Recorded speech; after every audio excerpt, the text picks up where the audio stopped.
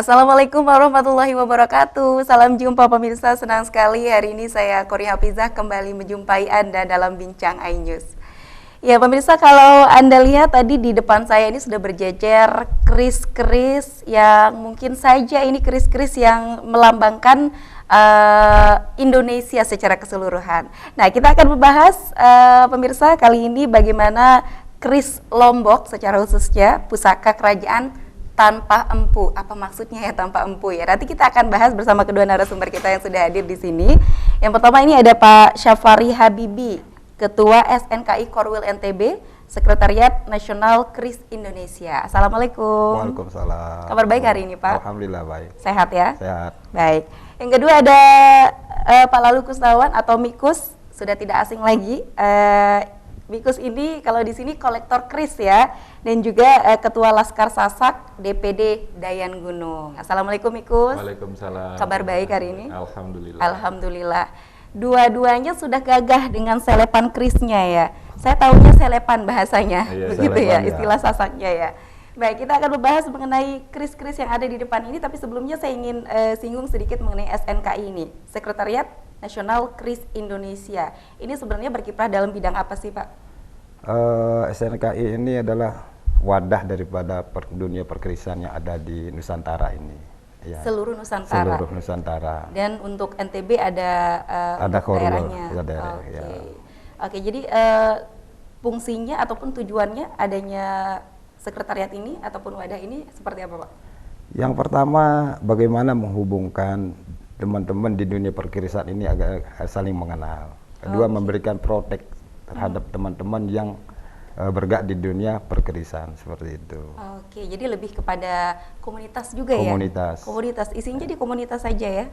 Komoditas, dan itu kami sudah berusaha bahwa sejak diakuinya kris ini oleh UNESCO sebagai benda yang harus dihargai itu pada tanggal 25 November 2005.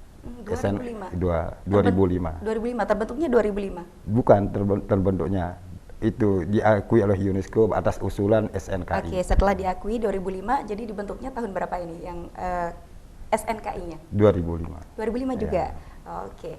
Kemudian kita berbicara mengenai kris-krisnya ya Dedi. Tapi saya ingin berbicara dulu mengenai sejarah kris.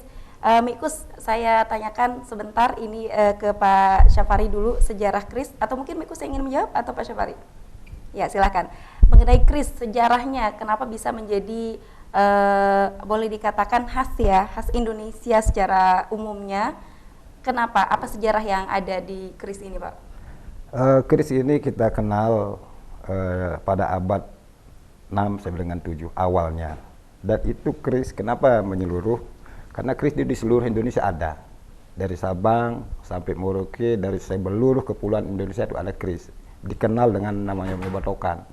Dengan buktinya apa? Bahwa ada manuskrip yang ditemukan dan juga ada di Candi Borobudur dan di candi yang lain itu ditemukannya bagaimana cara menciptakan keris. Di masing-masing daerah jadi kerisnya berbeda-beda. Berbeda-beda. Dengan cerita yang berbeda-beda juga ya. Dengan yang berbeda-beda. filosofis yang berbeda-beda. Filosofis yang berbeda-beda. Baik, selanjutnya saya ke Mikus ini selaku kolektor keris. Pastinya kalau kolektor ini banyak ya keris yang dimiliki ya. Kenapa Mikus memilih untuk mengkoleksi keris?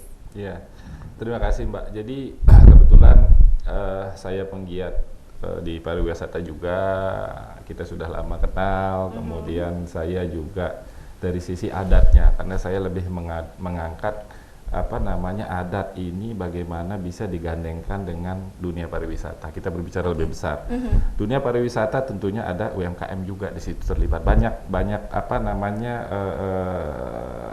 poin-poin yang terlibat sehingga untuk menunjang pariwisata. Oke, sebelum ke lebih luasnya nih Mikus, lebih ke personalnya, pribadinya.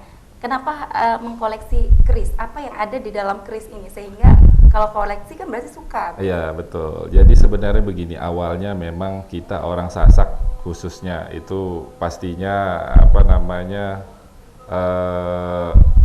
tidak bisa terpisah dengan keris. Itu benda tajam. Zaman dahulu kala bahkan nenek moyang kita itu sudah memberikan kita semacam clue bahwa laki-laki itu kalau keluar kemana-mana itu harus menempel walaupun hanya besi paku katanya seperti itu. Nah, itu yang pertama. Yang kedua ya jujur nilai ini tentunya dari sisi bisnis juga ada nilainya di samping kita memelihara peninggalan leluhur itu saja. Oh, oke begitu ya. Jadi ada alasan-alasan tersendiri ya. Betul. Kenapa bisa mengoleksi keris ini. Tapi kalau berbicara mengenai pembuatannya, ini kan yang saya lihat yang di depan kita ini ya, pemirsa kalau bisa melihat ini kerisnya berbeda-beda macam dan juga bentuknya. Saya kembali ke Pak Syafari. Ya. Bentuk yang ada dalam masing-masing keris ini berdasarkan apa? Apakah berdasarkan masing-masing daerahnya atau mungkin dulu sejarah kerajaannya atau seperti apa, Pak? Iya. Boleh saya pegang? Boleh. Ya. Jangan pegang ke saya saja, Pak. Ya. Jadi ini keris Lombok. Ini keris Ya, Lombok. keris Lombok. Oke. Dari mana tahunya?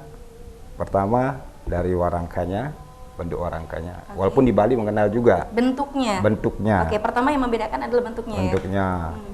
Terus di handle-nya, pegangannya, gagangnya. Yang berikutnya adalah tentang isinya keris. Ini keris ini kalau kita lihat dari eranya itu kan istilahnya zaman Anak Agung. Gitu, apa maksudnya? Ya, keris ini di fungsinya adalah keris untuk eksekusi. Untuk eksekusi. Eksekusi. Eksekusi untuk perang gitu maksudnya? Bukan, jadinya ketika ada seorang warga ataupun yang melakukan kesalahan, Oke, maka oke. dulu digunakan untuk eksekusi. Oke, nanti Keris kita pedang. lanjut lagi Oh, ya. Pak Syafari ya. Ditahan dulu untuk review untuk selanjutnya, nanti kita lanjut lagi bahasan kita. Pemirsa jangan kemana, kami akan segera kembali setelah pesan-pesan berikut ini.